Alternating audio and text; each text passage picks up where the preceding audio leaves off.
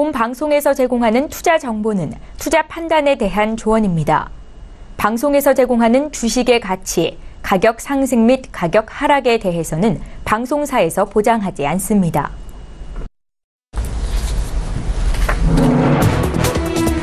시청자 여러분 안녕하십니까. 출발 증시와이드 2부로 돌아왔습니다. 최은정입니다. 어제 국내 증시 양지수가 모두 결국 하락으로 거래를 마쳤습니다. 코스피는 0.1% 빠지면서 2,510으로 거래를 마쳤는데요. 전기 전자업종은 부진했지만 통신과 철강, 금속, 유통주가 강세를 나타내면서 코스피 2,500선 붕괴는 막을 수 있었습니다. 다만 코스닥의 하락폭은 좀 깊었는데 코스닥 지수는 1% 하락한 829로 거래를 마쳤고요. 시가총액 상위 종목군들이 대체로 부진했었습니다. 자, 오늘 국내장은 어떤 움직임을 보일지 지금과 같이 좀 조정을 받을 때 담을 수 있는 종목에 대한 힌트를 드리겠습니다. 두 분의 전문가와 함께 추천주 공개해드릴 거고요. 저희 2부 시간에는 시청자 여러분들이 고민하고 계시는 종목 상담도 함께 받으실 수 있습니다. 샵 0082번으로 지금 문자 참여하시면 되겠고요. 건당 100원의 정보 이용료가 부과되겠습니다. 지금 시각이 8시 51분을 막 지나가고 있습니다. 개장을 9분 정도 앞두고 있는데요. 오늘도 시초가 공략주부터 듣겠습니다. 현대차 투자증권의 최희승 차장 전화로 만나볼게요. 차장님 안녕하세요. 네, 안녕하십니까? 예, 반갑습니다. 오늘은 어떤 종목 보셨습니까? 네, 오늘 KB금융을 한번 좀 말씀을 드려보겠습니다. 금융주를 처음으로 말씀드리는 것 같은데요.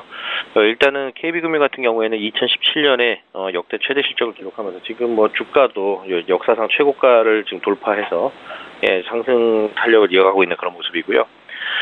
더 올라갈 수 있느냐라는 부분은 이제 앞으로를 좀 봐야 될 것 같은데, 일단 지금 현재 지난해 이제 한국은행에서 이제 기준금리 인상 이후에 계속해서 이제 시중금리가 지금 올라가고 있다라는 점, 시중 대출금리 상승의 최대 수혜 종목 중에 하나라고 좀 보고 있고요. 또한 이제 정부 규제도 불구하고 지금 부동산 규제를 상당히 좀 심하게 파리 대책 이후에 상당히 좀 하고 있는데, 또 실수요자 중심으로는 여전히 대출 수요는 계속 지속되고 있습니다. 게다가 이제 올해는 신 DTI나 DSR 같은 또 추가적인 강력한 또 금융 규제를 풀어놓고 있는 그런 상황인데, 이런 것에도 불구하고 주택담보대출 쪽에서 줄어든 그러니까 기존에는 LTV의 70%까지 대출이 됐었는데, 지금은 투기과열지구 같은 경우에는 40%까지밖에 대출이 안 되는데, 줄어든 30%만큼은 또 이제 신용대출 수요 쪽으로 오히려 옮겨가면서, 실수요자들 같은 경우에는 오히려 이렇게 신용대출 쪽으로 옮겨가면, 신용대출은 또 금리가 비쌉니다. 그래서 오히려 이런 부분들은 은행권 같은 경우에는 이제 순이자 마진 스프레드가 증가하면서 수익성 향상에 기여할 수 있는 그런 부분이기 때문에 올해에도 실적 부분은 상당히 좀 긍정적이다라고 말씀드리고요. 또 추가적으로 이제 자회사 편입 효과가 또 있습니다. 증권 KB증권 같은 경우에는 현대증권하고 또 이제 합병을 하면서 또 이제 큰 대형 증권사로 이제 또 재탄생했는데, 이런 증권, 보험, 그리고 이제 캐피탈들이 자회사에 편입이 되면서 아까 말씀드린 이제 순이자 마진 외에도 비이자 수익 부분에서도 큰 폭의 증가가 예상이 됩니다. 그리고 현재 지금 대손 총당 비율도 한 24bp 정도 수준밖에 안 되기 때문에 다른 금융권에 비해서도 매우 낮은 수준으로 좀 유지되고 있어서, 이익 부분에서는 2018년에도 2017년에 이어서 역대 최대 실적이 예상이 된다라는 보고서들이 좀 상당히 좀 많이 나오고 있고요. 저 개인적으로도 그렇게 좀 동의할 수 있는 부분인 것 같습니다. 그리고 지금 현재 올해 순이익은 작년보다 큰 폭은 아니지만 한 0.5에서 1% 사이 내에서 이제 지속할 것으로, 상승할 것으로 보여지고요. 금리 인상이 추가적으로 올해 예상이 또 되고 있기 때문에 그 인상 여파에 따른 추가적인 실적 상승도 우리가 한번 좀 잘 지켜봐야 될 것 같습니다. 가격적으로 좀 말씀드리면, 현재 지금 신고가 돌파해서 67,900원까지 장중에 터치한 상황이고요. 어제 종가는 67,200원 정도 수준인데, 지금 현재 1차적인 어떤 갭이 좀 벌어져 있기 때문에 매수가는 한 66,000원 전후로 해서 매수하시면 좋을 것 같고요. 목표가는 75,000원, 선절가는 6만 원으로 말씀드리겠습니다. 예, 신고가 내고 있는 KB금융 오늘 시초가 공략주로 주셨는데 최희승 차장께서 처음으로 금융주를 주신 겁니다. 함께 매매하신 분들 참고하시면 좋겠고요. 현대차 투자증권의 최희승 차장과 함께했습니다. 고맙습니다. 네, 감사합니다. 예, 저희 본격적으로 라이브 매매 타임 시간 갖겠습니다. 함께해 주실 두 분의 전문가 화면으로 먼저 만나보시죠. 초특급 종목 공개 라이브 매매 타임. 안정된 수익률을 원한다면 수급과 추세의 전환을 노려라. 권광현. 저평가 고성장주 찾기 대공개 김지훈. 예, 오늘 함께해 주실 두 분의 전문가 나와 계시는데요. 인사부터 드리겠습니다. 하베스트 인베스트먼트의 권광현 이사 오셨고요. 메리츠 종금증권의 김지훈 차장 이렇게 두 분과 함께 하겠습니다. 안녕하세요. 안녕하십니까. 예, 반갑습니다. 자, 오늘도 전일장 특징주부터 분석해 보겠습니다. 어제 많이 오르거나 내린 종목 중에서 사볼 만한 종목이 있는지 종목에 대한 정보를 드리는 시간입니다. 성장성에 대해서 긍정적이다 하시면 굿팻말을 드시겠지요. 먼저 고려아연 보겠습니다. 어제장 철강 금속 업종이 강했는데 고려아연의 주가가 6% 올랐었고요. 국제 아연 가격이 10년 내 최고치로 상승했다라는 소식이 있었습니다. 두 분의 의견 들어볼게요. 3, 2, 1. 네, 어제 포스코도 강세였는데 고려아연에 대한 두 분의 의견이 굿으로 일치가 됐습니다. 권광현 이사님. 네, 고려아연 같은 경우에는 아연이나 금, 은, 동 같은 비철금속 재련에 특화된 기업입니다. 그 중에서도 아연의 매출이 가장 많은 비중을 차지를 하고 있는 기업인데 국내 아연 시장에서 최신 공법과 기술력으로 최선두에 서 있는 기업으로 유명하죠. 국내 시장 점유율이 무려 88%에 육박하는 수준이다 보니까 독과점적으로 시장을 지배하고 있구나라고 생각하시면 됩니다. 근데 이렇게 원자재를 가공하는 1차 재련 기업 같은 경우에는 실적이 다루고 있는 원자재의 가격과 비슷하게 흘러가는 경우가 굉장히 많습니다. 그렇다면 고려아연 주가는 아무래도 아연 시세를 통해서 힌트를 얻을 수가 있는데 2017년 하반기부터 아연은 시장 공급량이 줄어들게 되면서 아무래도 공급 부족, 수요 과잉 형태로 시장이 변할 것 같습니다. 그렇게 됨으로 인해서 아무래도 아연 가격은 계속해서 상승할 여지가 많게 되겠죠. 현재 미국의 인프라 투자 확대 때문에 아연 수요가 굉장히 많이 올라온 부분도 있고요. 그리고 장기적으로는 좀 중국이 철강 산업 구조조정이 있어서 좀 완전 장기적인 시장까지 보게 된다면 좀 악재가 끼어 있는데 당장 반기 정도 기준으로 봤을 때는 충분히 매력적인 투자처라고 보고 굿 드렸습니다. 예, 잘 알겠습니다. 고려아연에 대한 두 분의 의견이 긍정적으로 일치가 됐었고요. 다음 종목도 보겠습니다.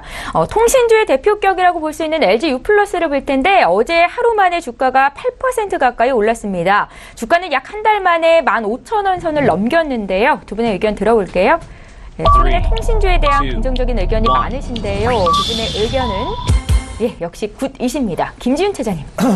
역시 그 연초 전망이 5G 조기 기대감으로 계속 그냥 14,000원대 머물다가 한번 어제 급등이 나왔지만 여전히 추가 상승의 가능성은 높다고 판단하고 있습니다.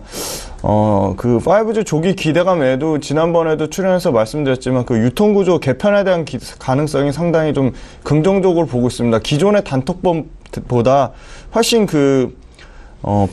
잠시만요. 분리공시제도하고 단말기 완전 자급제 도입 가능성이 2018년에 좀 본격화될 것이다. 그래서 단톡법보다 훨씬 유통구조에 대한 파급 효과가 크기 때문에 상당히 LG U+ 긍정적인 관점으로 보고 있고요.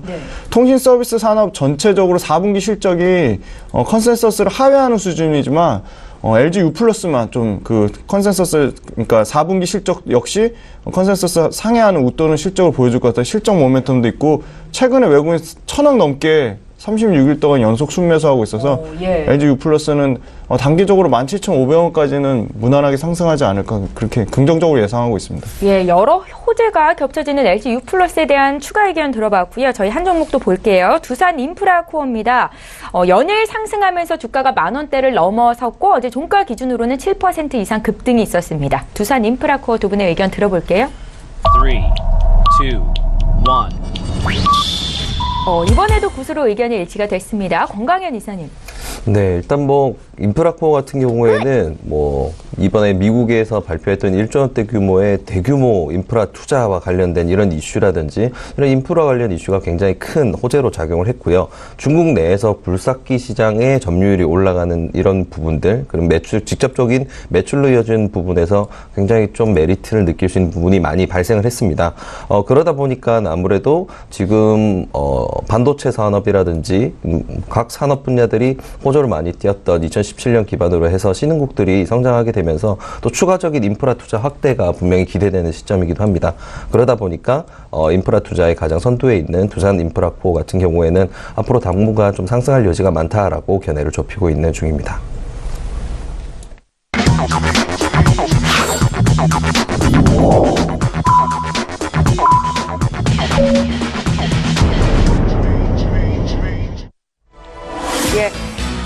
30일 수요일 국내 장이 이제 막 시작이 됐습니다. 잠시 뒤에 어떻게 출발하고 있는지 종목별로 분위기 볼 거고요. 저희 출중 2부 시간에는 시청자 여러분들 종목 상담 받으실 수 있습니다. 건당 100원의 정보 이용료가 부과되는 샵 0082번으로 지금 참여해 주시면 되겠습니다.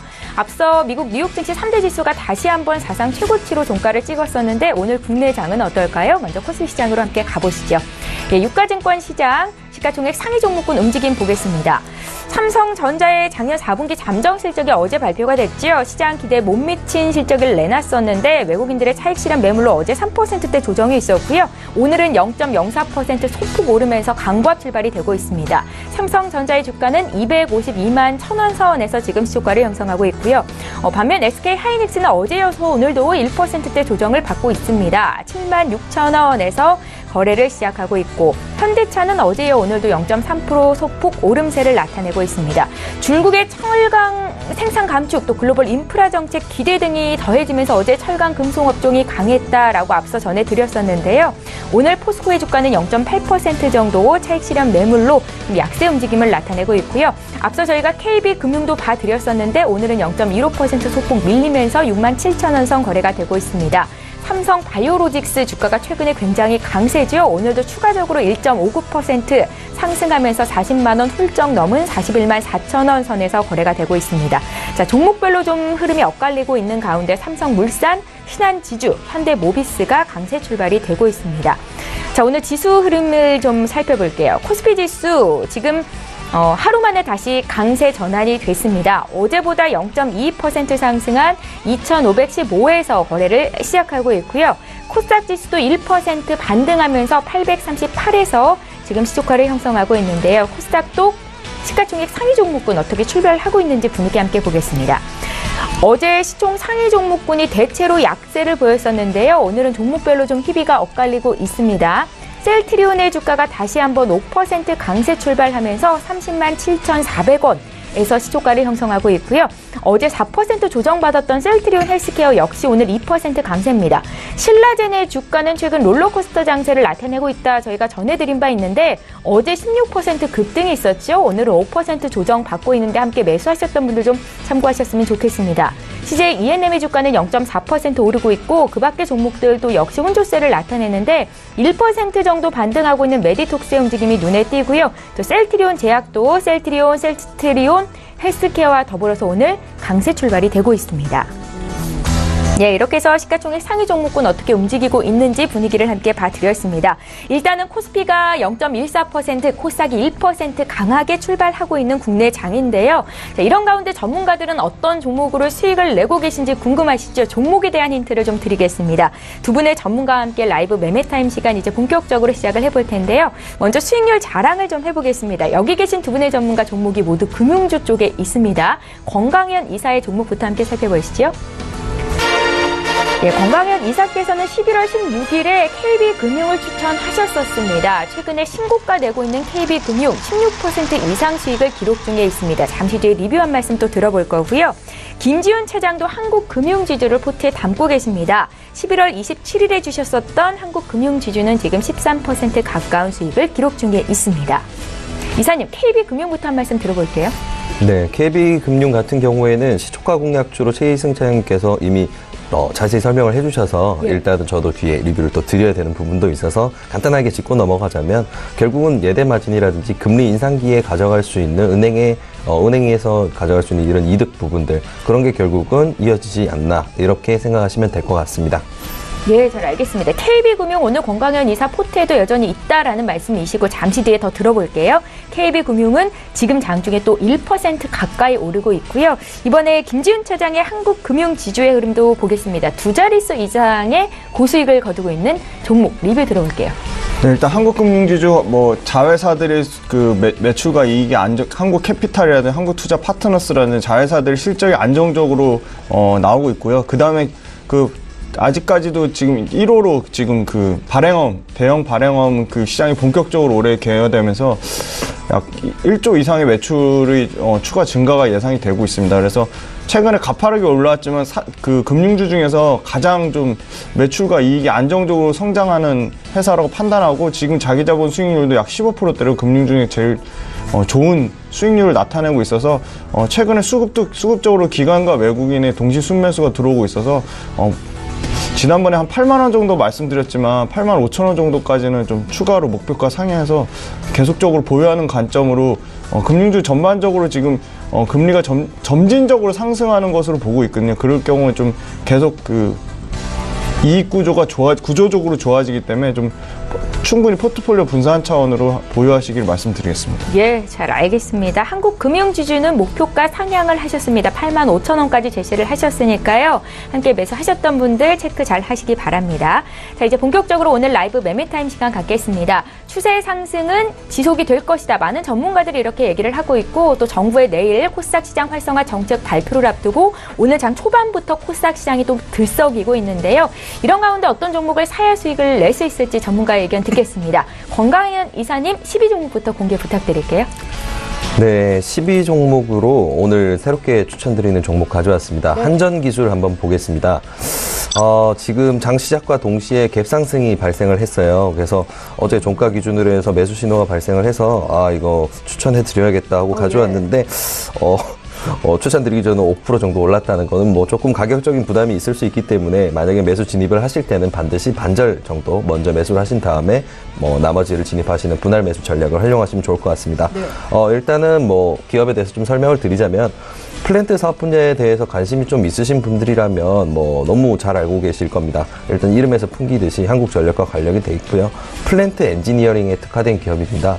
플랜트 엔지니어링은 발전소나 정유 플랜트나 이런 산업시설 설계를 의미를 하는데 일반적으로 프로젝트 매니지먼트, PM이라고 하는 이런 업무를 같이 진행을 하면서 프로젝트 시작부터 종료까지 좀 긴 기간 하나의 사업을 진행하는 그런 식의 사업을 진행을 하고 있고요. 사업성이 굉장히 좋은 분야로 유명합니다.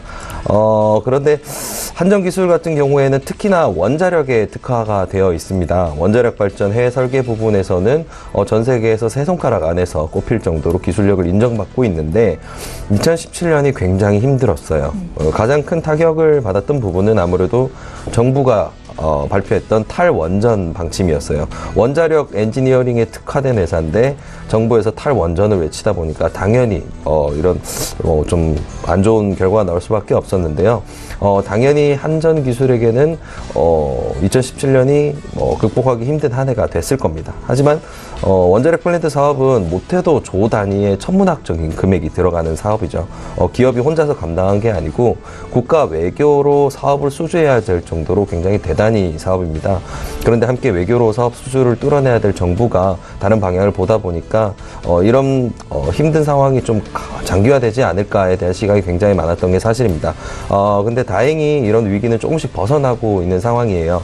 먼저 사우디 원자력 플랜트 사업 쪽에서 입장을 밝혔었죠. 우리나라 쪽에. 지금 60년간 매니지먼트 비용을 지불하기로 한 이미 건설이 완료된 그런 건이라든지에 대한 계약도 취소를 하겠다. 이런 식으로 항의를 보이는 모습도 많이 나왔었는데 다행히 중동의 무역 창구로 불리는 아랍에미리트가 지금 가세를 해주면서 조금 우호적인 방향으로 상황이 좀 전개가 되고 있어요.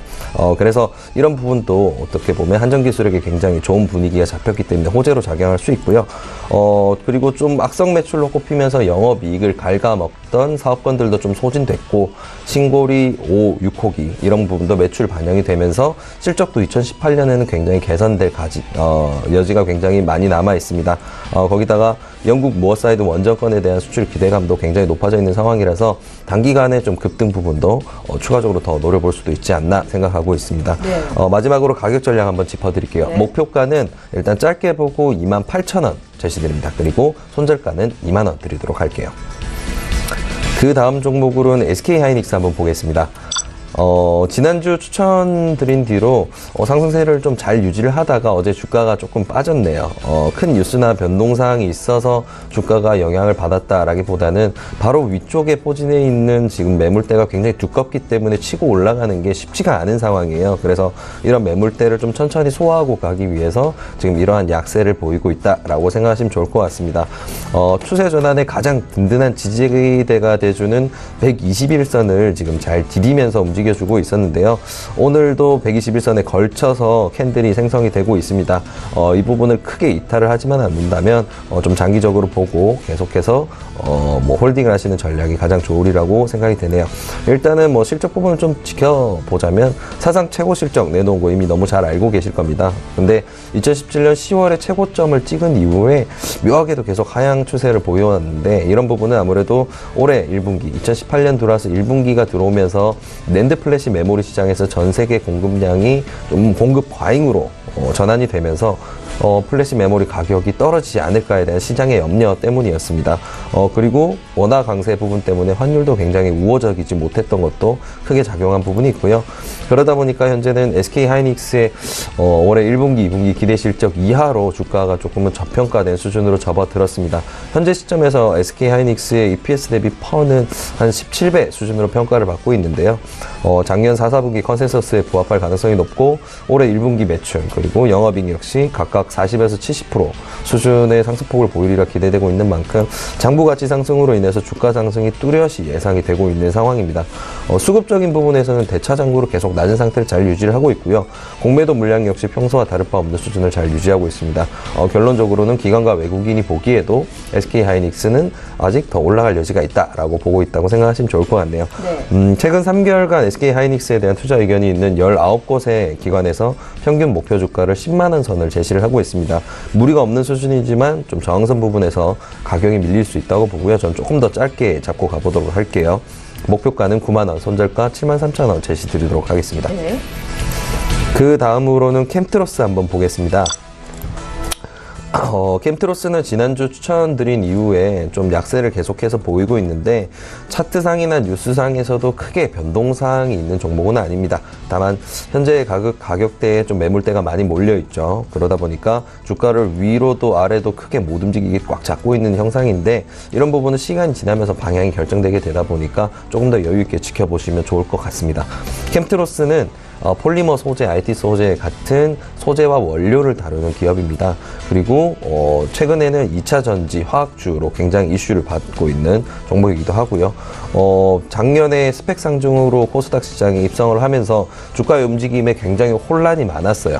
급등락이 너무 심했고요. 그래서 좀 투기형 종목이 아니냐 이런 좀 오명을 뒤집어 쓰기도 했는데 실제로는 IT 소재 부분에서 10나노대 D램 생산용 핵심 소재를 양산 준비하고 있거나 이런 최근 투자자들이 큰 관심을 받고 있는 2차 전지 분야에서 생산 캐파를 늘리고 있는 등 내실이 굉장히 뛰어난 회사입니다. 2018년 예상 실적은 매출액이 한 580억 그리고 영업이익 80억, 지배주주 순이익 60억 정도로 점쳐지고 있는데 스펙 상장을 위해서 일시적인 비용 증가분이 이미 해소가 된 상황이죠. 그러다 보니까 올해에는 밸류에이션 증가폭이 더 좋으리라고 예상을 하고 있습니다. 어닝 서프라이즈까지 보이진 못하더라도 예상 컨센서스 수준만 유지를 해도 충분히 주가는 상승할 여지가 많이 남았다는 거죠. 현재 가격대 부분에서 형성된 매물대가 좀 상당하기 때문에 한 번에 가파른 상승을 기대하기보다는 여유 있게 보시라는 말씀 드리면서 가격 전략으로 목표가 6,000원 그리고 손절가 3,700원 드리도록 하겠습니다. 네. 그 다음으로 제이준 코스메틱 한번 보도록 할게요. 아무래도 단기 급등분이 조금 염려가 됐었는데 좀 다시 쭉 빼버려서 좀 아쉬움이 많이 남았어요. 근데 오늘 장에서는 또 2% 이상 올려주면서 좀 이런 아쉬운 부분을 만회를 해주고 있습니다. 지금 내려온 부분은 좀 저가 매수 타이밍이다 라고 생각하시고 접근하시면 오히려 수익률을 증대시키는 데는 더 도움이 되실 것 같습니다.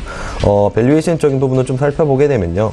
지난 2017년 2분기 실적 발표에서 전년 동기 대비 매출액이 무려 1023%나 증가를 했습니다. 그리고 지난 11월에 있었던 중국의 블랙 프라이데이 광군제에서는 하루 만에 156억 원의 매출을 터뜨리기도 했고요.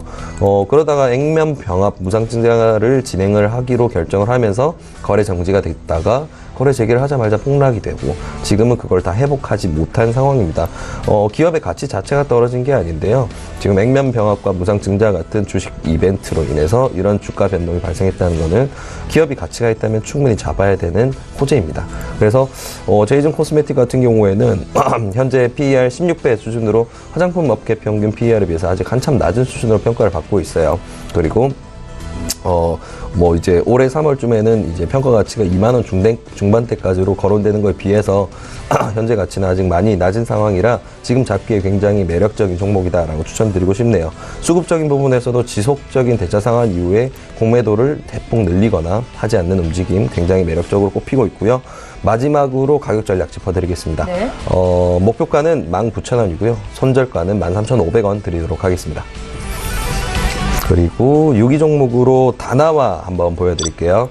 다나와는 얼마 전에 있었던 52주 최고가 갱신 이후에 소폭의 가격 조정을 받았었죠. 현재는 좀 가격대를 유지를 하면서 행보하는 좀 기간적 조정이라고 표현하고 있는데 이런 기간적 조정을 좀 받고 있습니다. 중간에 잠깐 슈팅이 나오면서 분위기를 좀 고조시키긴 했는데 아직은 매물대를 좀 더 쌓아야 할 듯 하네요. 이처럼 다나와가 조금은 답답할 수 있는 주가 흐름을 보여주고 있는데 여전히 견고한 펀더멘탈을 바탕으로 다음 상승을 준비하고 있는 추세라는 거를 좀 염두에 두시면 좋으시리라고 생각이 됩니다. 실적 부분에서는 제가 매주 짚어드리고 있다 보니까 이제 거의 외우셨을 수도 있을 것 같아요. 소셜 커머스 비즈니스를 적용을 하면서 올해 좀 매출 부분에서 좀 체질 개선이 더 이루어지지 않을까에 대한 기대가 많은 기업입니다. 그리고 상반기까지 계속해서 견고한 펀더멘탈 기반으로 해서 매출 상승은 기대가 되고 있고요. 지금 아직 결산 공시가 되지 않은 4분기의 예상 컨센서스는 매출액이 한 190억 정도, 영업이익 26억 원 이 정도 수준으로 해서 전년 대비해서 15%나 21% 정도 상승이 점쳐지고 있습니다. 그리고 결산으로는 전년도 대비해서 60% 이상의 전년 대비 성장률을 기대를 하고 있고요.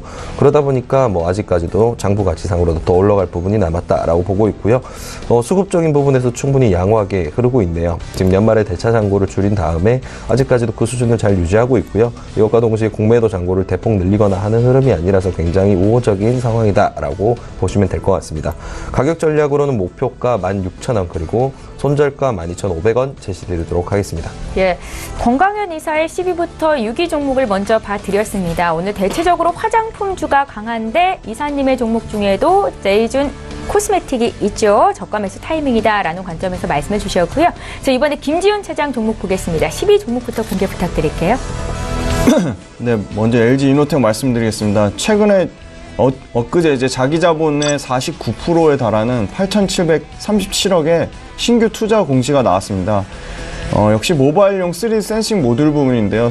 모바일용 3D 센싱 모듈 같은 경우는 2017년에 15억 불 시장에서 2020년까지 연간 생산 증가율이 209%의 성장을 보일 것으로 기대해 140억 불까지 시장이 확대될 것이라고 보고 있습니다. 이에 관련해서 애플량의 3D 카메라 시장 규모는 작년 같은 경우 3,500만 대 수준, 근데 올해 1억 4천만 대까지 늘어나고요. 궁극적으로는 아이폰의 2억 5천만 대, 아이패드 5천만 대를 전면과 후면 카메라 모두 장착 시 6억 대 가량의 시장이 형성될 전망입니다. 시장의 파이 자체가 엄청나게 커진 부분으로 보셔야 되겠고요. 그리고 모바일 카메라 모듈 부분의 생산 능력이 지속적으로 확대가 되고 있다는 점, 그래서 신기술 모듈까지 경쟁력이 강화되고 있다는 점, 그만큼 8,700억 넘는 투자를 했다는 거는 매출 성장에 대한 자신감의 표현이거든요. 그래서 상당히 좀 LG이노텍 최근에 주가가 상당히 부진했지만 추가 상승의 여지는 충분하다고 판단하고 있습니다. 아이폰 X용 전면 3D 센싱 모듈 주요 공급 벤더이기도 하지만 이제 최근에 이제 증설 투자 규모를 감안했을 때 아이폰의 타 디바이스, 아이패드 같은 여타 디바이스에도 3D 센싱 모듈 채용 가능성이 상당히 높아지고 있다는 점입니다. 그 외에도 이제 화웨이와 오포, 비보, 샤오미 등 중화권 업체들도 애플을 추종해 수요가 증가할 것이라 3D 센싱 모듈 부분이 작년에 4,400억에서 올해 1조 2천억까지 확대될 전망입니다. 그래서 지금 연간 공급 점유율은 LG 이노텍 같은 경우 75%에 달할 정도로 높은 점유율을 자랑하고 있고 2019년에는 후면 쪽에 TOF 센싱 모듈 탑재를 기대하고 있습니다. 그래서 2019년까지 3D 센싱 모듈의 전체 매출액은 2.3조까지 규모가 확대될 전망입니다. 그래서 LG이노텍 전체적으로 매출액이 전년 대비 약 19% 상승하고 영업이익은 약 67% 증가가 기대돼서 중장기 목표가 20만 원대까지는 충분히 보유하시라고 말씀드리고 14만 원대 초반에서 계속 지지부진할 때는 오히려 신규 매수 관점으로 접근해도 유효하다고 판단하고 있습니다. 네. 다음은 네이버 말씀드리겠습니다. 네이버는 4분기 추석 연휴로 실적이 소폭 하락이 예상이 됩니다. 그 이유는 성수기임에도 불구하고 비즈니스 플랫폼과 자회사 라인의 매출이 전분기 대비 조금 감소한 부분이 있었지만 여전히 네이버 페이가 엄청난 놀라운 성장률을 보이면서 쇼핑 거래 대금이 2.1조대로 상회하는 추정치가 계속 증가되고 있습니다. 그리고 네이버 본사와 라인의 자회사의 수익성이 4분기에는 좀 악화됐으나 계속 악화될 부분이냐 수익성이 개선되고 있습니다. 그래서 영업이익이 작년 기준으로 25.9%에 달했는데 올해는 1.39조로 영업이익 27% 영업이익률도 성장이 기대를 하고 있습니다. 최근에 95만 원대까지 주가가 상승했지만 그러니까 주가 수익 비율 기준으로 32배 수준이라 역사적 그 밴드 구간의 딱 중간 수준입니다. 그래서 여전히 글로벌 경쟁업체 평균 퍼 39배 대비 부담스럽지 않은 수준이라 그래서 계속적으로 기간의 순매수가 들어오기 때문에 네이버 역시 4차 산업혁명의 가장 그 핵심 주도주라고 볼 수 있겠고 중장기 목표가 100만 원까지는 여전히 홀딩하는 전략으로 말씀드리겠습니다. 네. 다음은 LG U+ 말씀드리겠습니다. 최근에 기업용 가상화 통합관리 플랫폼을 개발하고 5G망을 본격적으로 활용하는 LG U+의 그 신규 그 투자 방안이 계속적으로 나오고 있습니다. 그래서 그 부분에 대한 기대감도 있고요. 홈 IoT와 이동통신 IoT 가입자가 홈 IoT는 100만 명, 이동통신 IoT는 154만 명에 145만 명을 상회하는 정도로 꾸준히 IoT 가입자 수가 늘어나고 있습니다. 최근 인공지능 스피커 출시로 홈 미디어 시장이 본격적으로 개화되고 있다는 점도 상당히 긍정적으로 보고 있고요. 5G와 AI 기반으로 모바일과 홈 미디어, 기업 시장 등 핵심 시장에서 계속 그 기술 경쟁력을 강화하고 있습니다. 2018년에 서비스 매출액은 전년 대비 2.7% 증가하고 유선 통신 매출이 6.3% 증가해 높은 성장세를 지속하고 있다는 점 LG U+의 상당히 긍정적 모멘텀을 작용할 점입니다. 3년간 IoT 전체 매출은 약 50% 넘게 확대될 전망입니다. 그래서 매출 호조와 비용 절감으로 수익성이 구조적으로 좋아지고 있고 2018년에는 IPTV 쪽의 영업이익률이 10% 상회할 전망이라 중장기 목표가는 17,500원 계속 보유 관점을 말씀드리고 또 최근에 주당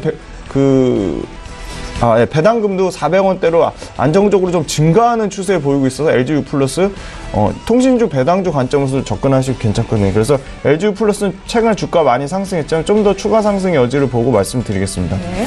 다음은 삼성전기 말씀드리겠습니다. 4분기 이제 실적은 적층 세라믹 콘덴서의 그 가격 상승에도 불구하고 삼성전자 스마트폰 업체향 부품의 재고 조정으로 좀 기준 추정치를 좀 하회하는 수준을 보여줄 것을 예상하고 있습니다만 여전히 그 LCR 사업부의 매출이 13.2% 증가하고 영업이익이 37% 증가하는 등 영업이익률이 꾸준히 15%대까지는 상승할 전망입니다. 그리고 ACI 사업부 같은 경우는 역시 애플양, 리지드 플렉스블 FPCB의 매출 증가로 매출액이 약 6%대 증가, 그리고 영업이익이 9분기 만에 흑자 전환하는 점 상당히 고무적으로 보고 있습니다.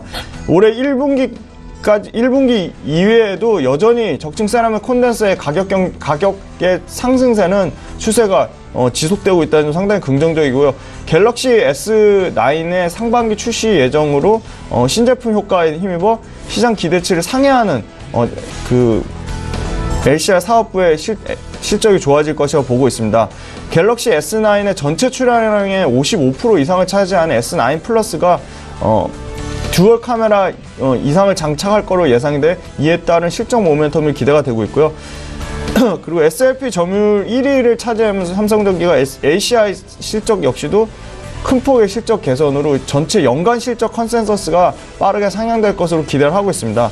중장기 목표가는 외국인과 보험, 연기금 그 고른 순매수로 13만 원대까지는 지속적으로 보유하는 관점으로 말씀드리겠습니다. 다음은 코롱인더 말씀드리겠습니다.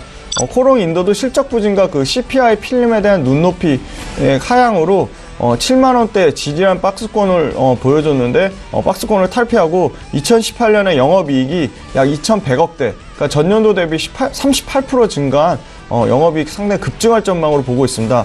하반기에는 폴더블 폰 출시에 대한 기대감으로 CPI 필름에 대한 가치가 재평가될 것으로 보고 있는데요. 그 부분은 역시 경쟁사의 SKC의 CPI 필름에 대한 공격적인 투자로 폴더블 폰 출시를 확신에 대한 기대감이 커지고 있는 상황입니다.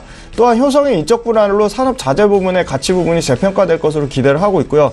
1.8만 톤의 베트남 증설에 대한 부분, 그리고 글로벌 넘버 2의 생산 능력을 보유한 산업 자재 부분의 가치 재평가가 수순으로 이어질 것으로 보고 있습니다. 4분기에는 때아른 한파 롱패딩 붐에 따라 패션 쪽의 큰 폭의 실적 개선으로 작년 4분기 실적이 전년 대비 약 11%, 영업이익 38% 증가할 전망이라 중장기적으로 지금 하방 경직성을 보이면서 코로인도 주가가 상당히 견조하거든요. 그래서 11만 원대까지는 지속적으로 보유하는 관점으로 말씀드리고요. 84,500원 이하 만약 깨지면 추가 매수 관점으로 보셔도 좀 양호할 것 같습니다. 예. 김지훈 차장께서 준비해오신 10위부터 6위 종목 먼저 봤습니다. 잠시 뒤에 5위 종목도 볼 거고요. 저희 이번에는 시청자 여러분들께서 문의 주신 종목 상담 좀 도와드릴게요. J콘텐트리 문의하신 분 휴대전화 뒷번호 2814님이십니다. 매수가가 4,138원, 비중이 50%신데요. 최근 고점에서 좀 주가가 내려와 있지만 그래도 수익권 내 계신 분입니다. 비중이 좀 많으신데 권강현 이사께 의견 들어볼게요. 네, 일단 상당한 수익을 기록 중인 부분 굉장히 축하드립니다. 네. 하지만 꼭 비중 조절 하셔야 될 것 같습니다. 자, 2018년이 이제 막 시작되다 보니까 요즘은 종목들에 대한 불확실성이 굉장히 커요. 그러다 보니까 주가 요동도 되게 심한 시기고요. 근데 이런 시기에 비중 50%로 종목을 담게 되면 한 번에 타격을 굉장히 크게 입을 수도 있습니다. 이번엔 종목을 너무 잘 잡으셨지만 다음번엔 좀 리스크를 줄이기 위해서 반드시 포트폴리오를 좀 분산하기를 권해드리고요. J콘텐트리는 주봉을 보시면 조금 상승 추세가 꺾였다라고 볼 수 있는 움직임이 나왔어요.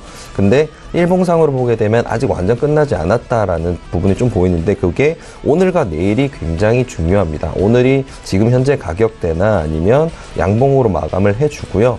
내일도 양봉 마무리가 만약에 되었다 그러면 지금 변곡점으로 잡을 수도 있는 수준이기 때문에 조금 더 홀딩을 하면 좋으실 것 같고요.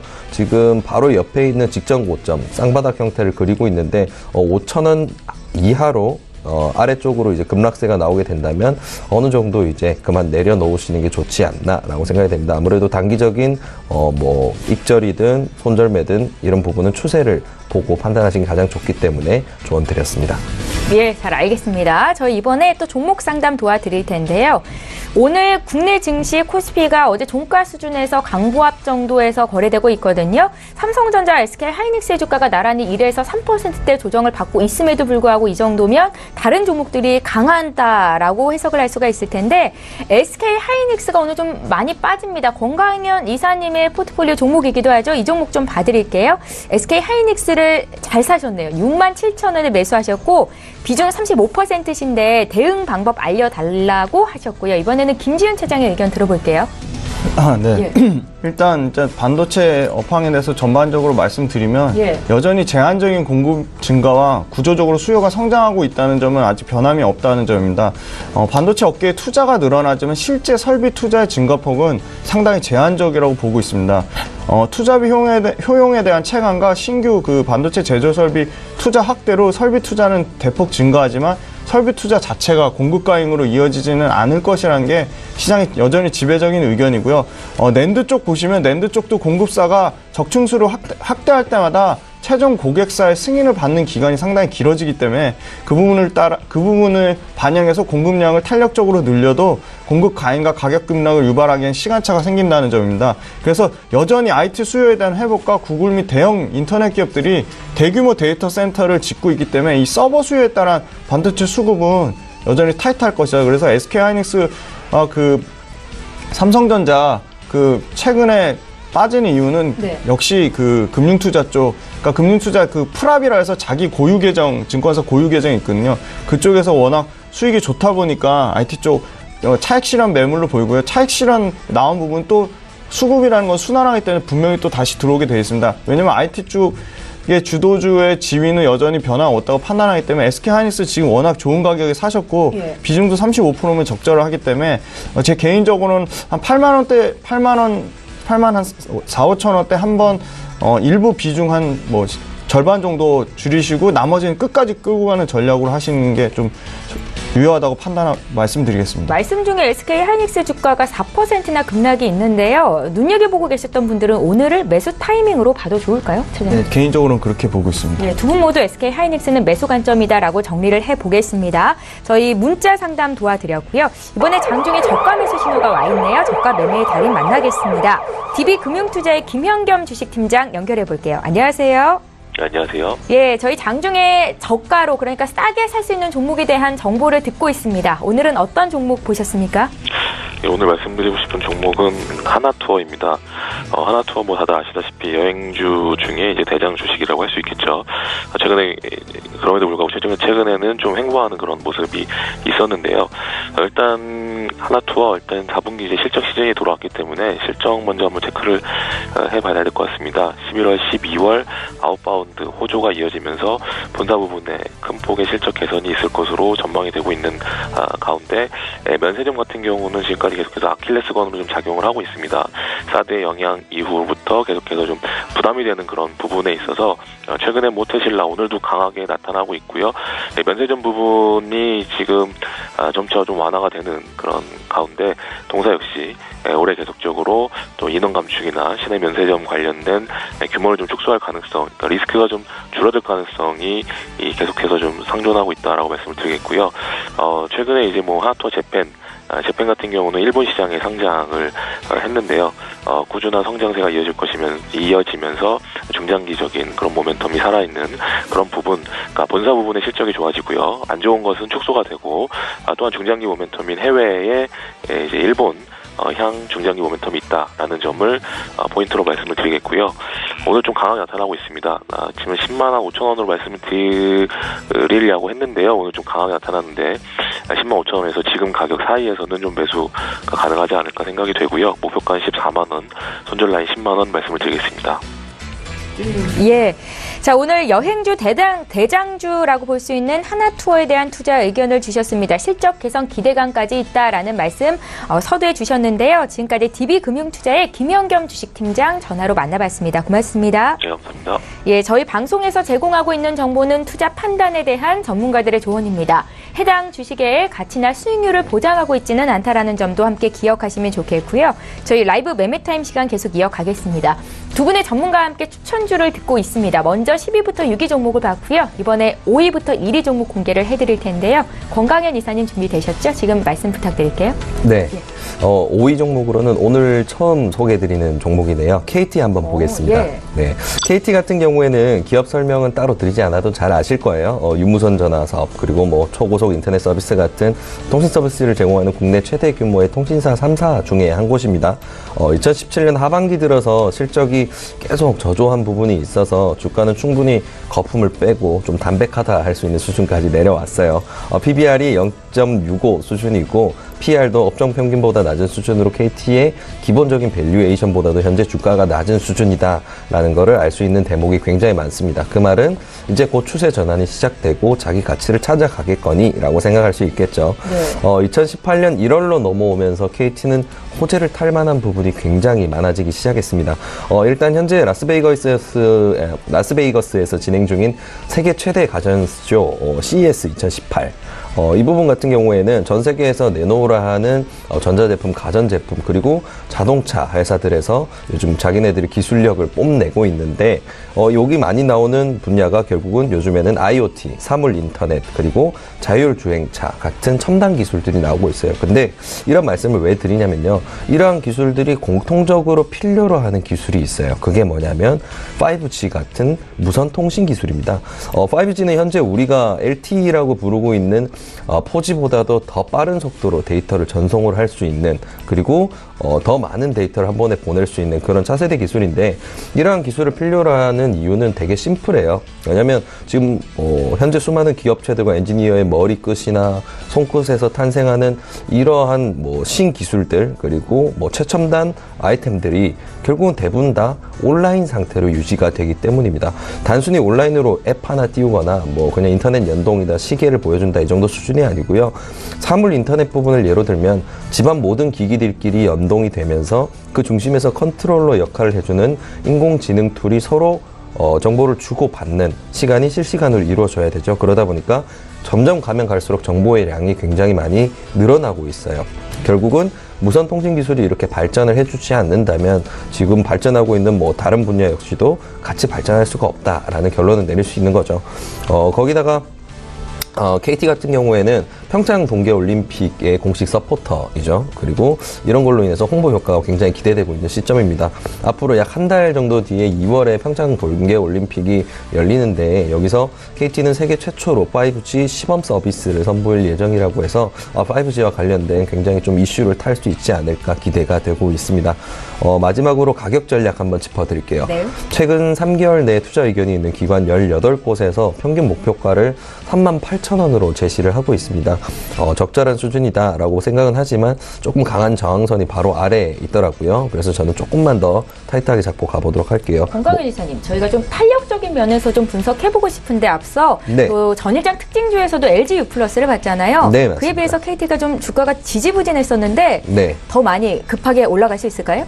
아무래도 LG U+ 같은 경우에는 제가 어제 종목을 고르면서 되게 많이 고민을 했어요. LG U+ 같은 경우에도 이제 5G 관련해서 이슈를 탈 수 있는 부분도 많고요. 예. 그리고 LG U+ 같은 경우에는 굉장히 가성비 좋은 투자를 잘 하기로 유명을 했어요. 2017년에 그런 실적도 냈고요. 그래서 둘 중에 어떤 게 더 낫다라고 표현드리긴 조금 애매하지만 좀 쉽게 결론을 드리자면 LG U+는 조금 많이 올랐고 KT는 조금 덜 올라서 저는 KT를 지금 시점에 추천을 드리게 됐습니다. 예, 알겠습니다. 다음으로는 4위 종목 봐주시죠. 네, 예. 4위 종목으로 LG 이노텍 한번 보도록 하겠습니다. LG 이노텍은 가지고 있는 밸류에이션에 비해서 좀 주가 움직임에 아쉬운 부분이 좀 많다라고 지난주에 말씀을 드렸었는데, 다행히 어제 종가 기준으로 해서는 굉장히 재밌는 움직임을 보여줬어요. 좀 알던니가 쑥 빠진 듯한 이제 시원한 모습을 보여줬는데, 오늘 또 2% 빠지면서 이 친구가 참 가진 밸류에이션에 비해서 좀 평가를 시장에서 잘 못 받고 있는 종목이구나라는 좀 아픔이 느껴집니다. 하지만 결론적으로는 시간을 들이게 되면 주가라는 게 자기 장부 가치를 찾아가게 돼 있기 때문에 조금 더 길게 보시면 될 것 같아요. 어제의 상승 부분은 재료는 설비 투자에 관련된 뉴스였습니다. LG 이노텍은 모바일 카메라 모듈 생산 능력을 좀 더 확대를 하고요. 신기술 개발을 통해서 총 한 8,737억 정도를 투자하겠다고 밝혔죠. 근데 이러한 결정이 아이폰의 최신 시리즈에 탑재가 됐었던 3D 카메라의 부품을 생산하기 위함이라고 하니까 굉장히 가치를 높게 평가를 받았는데, 애플이 이러한 3D 카메라의 부품 공급이 원활하지 않다 보니까 이렇게 LG 이노텍에 대해서 부품 대금을 미리 지급을 해서 자금을 땡겨주면서까지 투자를 하는 이런 형태가 나왔다는 거, 굉장히 고무적으로 볼 수 있겠죠. 앞으로도 애플과의 관계가 굉장히 잘 유지될 수 있겠다라는 그런 증거 부분이 돼줄 수도 있겠고요.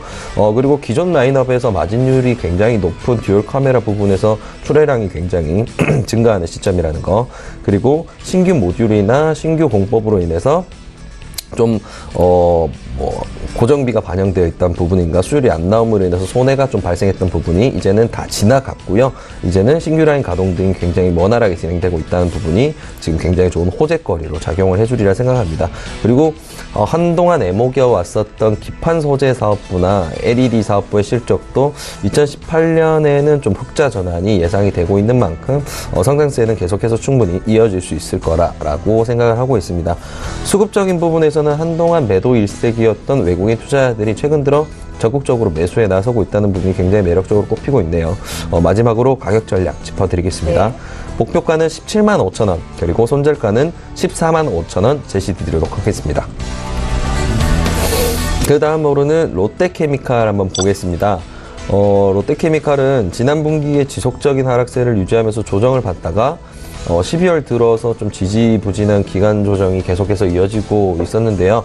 상승 지점을 찾기 위해서 계속 움직이더니 이제는 조금 상승 추세가 시작되지 않았나라고 판단할 정도의 움직임이 나오기는 시작했습니다. 이제 이틀 전에 좀 큰 양봉이 하나 발생을 했었는데 롯데케미칼은 말레이시아에 있는 나프타 분해 시설의 에틸렌 생산 능력을 20만 톤을 더 확대했고요. 2018년 4분기에는 여수에 있는 나프타 분해 시설의 정기 보수를 진행하면서 생산 캐파를 20만 톤 더 확대하기로 하였습니다.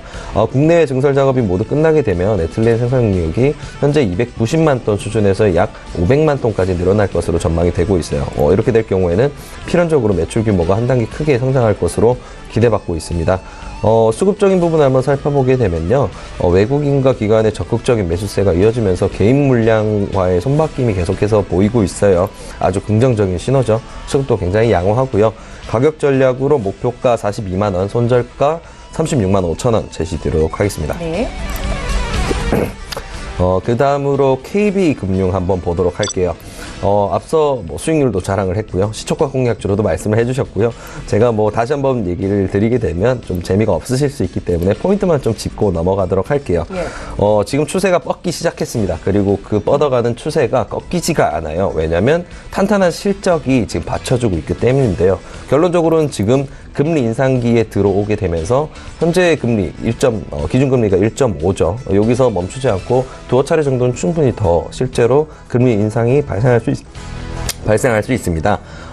그 부분에서 가장 이득을 볼 수 있는 게 어디겠습니까? 결국은 은행이겠죠. 그리고 금융 지주사들. 결론적으로는 금리가 올라가게 됐을 때 지금 재미를 볼 수 있는 증권사 부분도 있겠고요. 이런 부분을 다 아우르고 있는 지주사가 최고의 선택이 되겠죠. 결론적으로는 KB금융 같은 금융 지주사가 최고의 이익을 볼 수 있지 않을까 생각하시면 좋을 것 같습니다. 가격 전략으로 목표가 7만 원, 그리고 손절가 6만 3천 원 제시드리도록 하겠습니다. 예, 이제 넘버원 종목입니다. 네, 탑픽으로 지금 한동안 좀 제 포트폴리오를 차지하고 있는 종목입니다. 롯데지주 한번 보도록 할게요.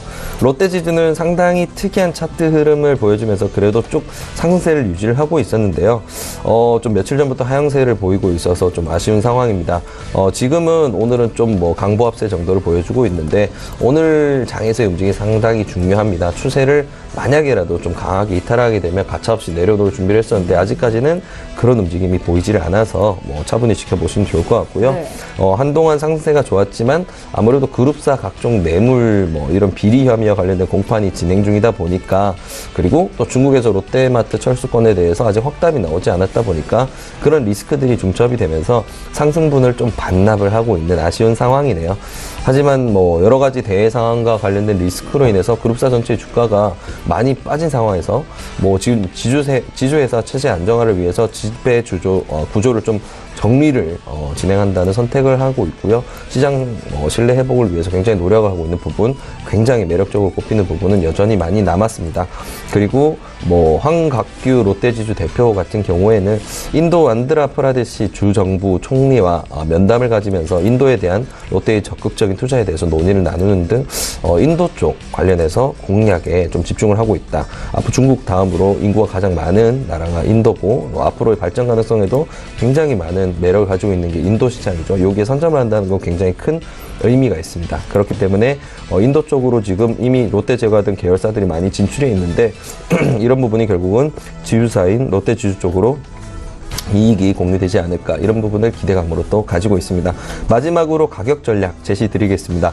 목표가와 손절가 두 가지 다 조금 조절을 했는데 목표가는 77,000원, 손절가는 63,000원 제시드리도록 하겠습니다. 예, 잘 알겠습니다. 저희 바로 이어서 김지훈 차장 종목 볼 텐데요. 오늘 두 분 포트폴리오에 겹치는 종목들이 꽤 있습니다. 김지훈 차장님 5위 종목 공개해 주시죠. 네, 삼성 SDS 먼저 말씀드리겠습니다. 역시 키포인트는 SIA 솔루션의 본격적인 성장과 블록체인 사업에 대한 기회, 풍부한 현금을 활용한 M&A 기반의 풍부한 현금입니다. 국내 1위 IT 서비스 기업으로 시스템 통합 구축과 소프트웨어 및 정보 처리 기술 개발, 그리고 물류 VPO 사업이 주력 비즈니스입니다.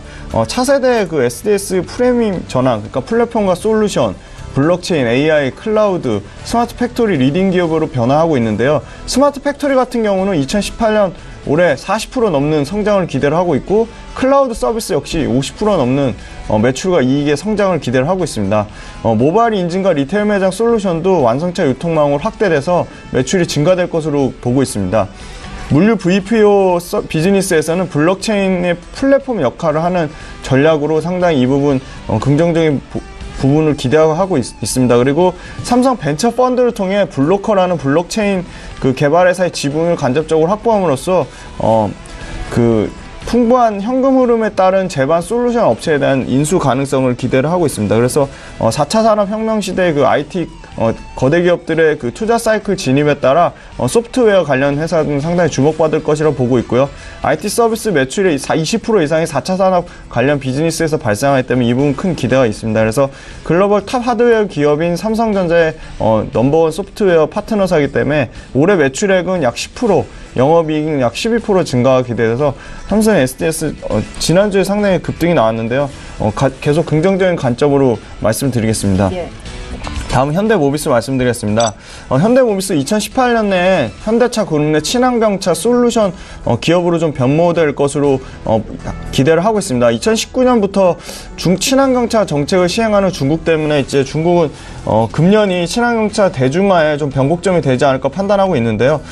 그 이유는 이제 2018년 그 PHEV와 BEV 같은 경우 2019년 16만 대를 받아야 이제 벌금이, 그러니까 현대모비스 입장에서 벌금이 면제되고 2018년 권장 수치가 약 10만 대가 필요로 하게 됩니다. 그러면 양사의 그 2017년 중국 친환경차 예상 판매는 6,400대 중 친환경차 물량이 BHEV와 그러니까 BEV와 PHEV 같은 경우 지금 500대 수준에 불과하기 때문에 이론적으로도 전년 대비 친환경차 약 200배 수준을 공급해야 되기 때문에 구동 모터, 인버터, 컨버터, 배터리팩 등 필수 부품을 납품하는 친환경차 필수 부품을 독점 납품하는 관계로 2017년 1조 대비 올해 약 50% 넘는 매출 이익의 증가가 기대를 하고 있습니다. 한국 자동차 부품 섹터의 대표적인 연결성과 자율주행 공유에 관련된 주식으로 현재 가격 저점으로 충분히 매수 구간이라고 판단하고 있습니다. 다음 롯데하이마트 말씀드리겠습니다. 여전히 전년도의 높은 기저효과에도 불구하고 5% 넘는 성장은 충분히 지속될 것이라 보고 있고요. 최근에 가전 판매 동향을 보면 신규 카테고리 제품의 약진이 두드러지고 있습니다. 경쟁사의 데이터를 봐도 건조기와 스타일러의 상품군이 전년 대비 약 13배 이상 증가하고 있고요. 근데 무선 청소기 같은 경우는 전체 청소기 매출 신장률의 80%에 넘는 그 매출 성장률을 달성할 정도로 상당히 빠르게 시장이 확대되고 있다는 점입니다. 그리고 여전히 그 소득 수준의 향상과 기후변화에 따라 평균 기온이 상승하고 있고 미세먼지가 에어컨의 그 보급률을 높이고 있어서 에어컨과 공기청정기를 필수 생활 가전제품으로 만들고 있다는 점 시장 파이의 확대를 기대를 하고 있습니다. 가전제품 외에도 지금 온라인 유통시장이 가전 판매 비중이 역시 17% 넘는 점유율을 자랑하고 있어서 롯데하이마트의 그 옴니 채널이 온라인 채널 비중이 가파르게 상승하면서 소비 패턴 변화에 성공적으로 적응하고 있다는 점 상당히 긍정적으로 보고 있고요. 온라인 매출 규모는 2020년까지 전체 매출의 약 35%까지 확대될 전망이라 보고 있습니다. 그래서 신규 점포 축소와 오프라인 점포의 효율성 제고 등 이익의 그 수익성 개선에도 상당히 긍정적이기 때문에 기관에서 최근 연기금의 안정적인 순매수가 들어오고 있어서 중장기 목표가 8만원 여전히 변함이 없고요. 손절가는 좀 단기 저점 구간인 65,900원을 잡고 좀 대응해 보겠습니다. 네. 다음은 롯데케미칼 말씀드리겠습니다. 롯데케미칼 지난주에 요번 주 초에 좀 그 급등이 나왔는데요. 그 이유는 역시 중국 쪽 춘전, 그러니까 음력설 이전에 기초 석유화학 제품에 대한 1월달과 2월달 수요가 폭발적으로 증가한다는 점입니다. 롯데케미칼은 인도네시아 100만 톤 그 NCC 투자 규모가 2023년까지 매출 약 22조 원을 넘는 상회하는 수준을 보여줄 것이다. 그리고 연간 3조 원의 에비타를 창출을 가능한 거 보면 현재 주가는 장기적으로 봤을 때 바닥권에 있지 않나 판단하고 있습니다. 그리고 2017년 4분기 말레이시아 NCC 9.3만 톤 증설 효과까지 감안하면 하반기 전기 보수 효과에 대한 우려는 좀 과도하다고 판단하고 있고요. 비에틸렌 계열 제품이 상당히 강세를 보이고 있어 양호한 수익성을 자랑하고 있습니다. PC의 스프레드는 여전히 레코드가 높은 수준에 있고 50% 지분을 가진 MMA 역시 사상 최고의 수준의 이익으로 지분법 이익에 기여하고 있습니다. 62.5만 톤의 ABS 역시 호조세를 보이고 있고요. SM 역시 강세를 보이고 있어서 우려가 많은 폴리에틸렌 부분은 HDP 비중이 고마진의 HDP 비중이 약 60% 경쟁사 대비 압도적으로 높아 상대적으로 양호한 수준을 보이고 있다. 그리고 BD 쪽 생산 능력도 40만 톤으로 2월 이후에 프로판 약세 이후로 NCC의 프로판 투입 증가 시 제품가 상승이 기대가 되기 때문에 실적 개선에 전반적인 기초석유화학 제품 모든 사업 기초석유화학 제품 고르게 수익성 개선을 기대할 점은 상당히 롯데케미칼의 긍정적인 부분으로 보고 있고요. 올해 역시 전체 매출과 이익도 약 7%대 안정적인 성장을 보여줄 것이기 때문에 외국인과 기관이 다시 수급이 들어오고 있습니다. 그래서 화학 업체도 역시나 시클리컬 업체이기 때문에 시클리컬 업체는 수출 쪽 모멘텀을 받아서 계속적으로 좀 중장기 보유하는 관점을 말씀드리고 롯데케미칼 기존 목표가 50만 원 변함없이 말씀드리겠습니다. 네. 마지막 1위 종목은 NC소프트 가져왔습니다. NC소프트도 역시 수출주의 모멘텀을 보셔도 무방한데요. 해외 비중이 계속적으로 확대가 되고 있습니다. NC소프트 같은 경우는 리니지 M이 대만에서 지금 여전히 앱스토어 12월 11일 출시 이후로 플레이스토어, 그러니까 앱스토어에서 계속 매출 순위를 1억 기록하면서 상당히 실적에 긍정적인 영향을 미칠 것이라고 보고 있고요. 2분기에는 블레이드 앤 소울 2가 신작 출시의 기대감도 있습니다. 그래서 역시 지속적으로 포트폴리오 분산 차원에서 담아야 된다고 말씀드리고, 또 추가적으로 말씀드리면 리니지 2 같은 경우는 대만 외에도 북미와 유럽에서 출시로 로열티의 매출만 지금 550억대를 추정을 하고 있습니다. 그리고 또 신작 출시 모멘텀도 계속적으로 발생하고 있는데요. 1분기 중에 라인 팡야 모바일 골프와 북미 자회사에 개발한 신규 게임 아이온도 출시 예정에서 신작 출시에 대한 기대감이 여전할 것이다. 그래서 NC소프트가 같은 경우 국내 최고의 지식자산권을 밸류를 보유한 국내 최대 게임 업체로, 그러니까 중장기적으로 수익 창출 가능성이 매우 높은 매력적인 기업이라고 판단해서 좀 중장기 관점으로 계속 말씀을 드리겠습니다. 예, 최근 들어서 게임주가 좀 하향 추세를 보여줬는데요. 오늘은 반등이 나오고 있고, 또 김지훈 차장님의 포트 1위 종목이 NC소프트였습니다. 두 분의 종목을 함께 살펴봤습니다. 롯데케미칼, LG이노텍이 공통적이었고, 또 통신주도 한 종목씩 있었는데요. 다시 한번 종목 정리 도와드릴게요.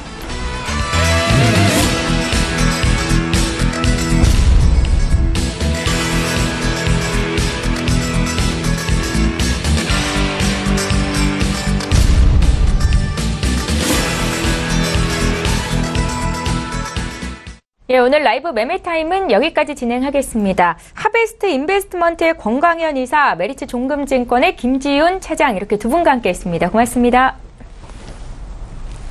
예, 출발 증시와이드 이제 마쳐야 될 시간이 됐습니다. 주가는 어제 종가 수준에서 등락을 거듭하고 있는데요. 코스피는 2510선이 지지가 되고 있고, 코스닥도 830선까지 올라와 있습니다. 분위기 잘 살피시고요. 저희는 내일 이 시간에 또 오겠습니다. 고맙습니다.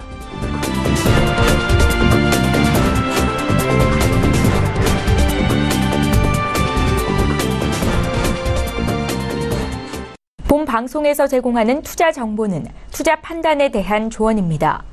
방송에서 제공하는 주식의 가치, 가격 상승 및 가격 하락에 대해서는 방송사에서 보장하지 않습니다.